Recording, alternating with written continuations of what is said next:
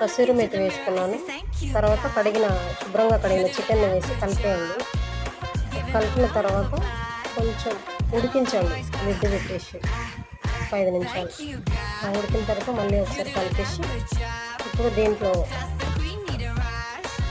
తగినన్ని వాటర్ వేసుకోవాలండి. నేను ఒక చెంబు సగం వాటర్ వేసాను. నేను రైస్ ముందే కడిగి పెట్టుకున్నానండి. నానబెట్టేయాలి, శుభ్రంగా కడిగిన రైస్ ఈ ఎసరులో వేయాలి.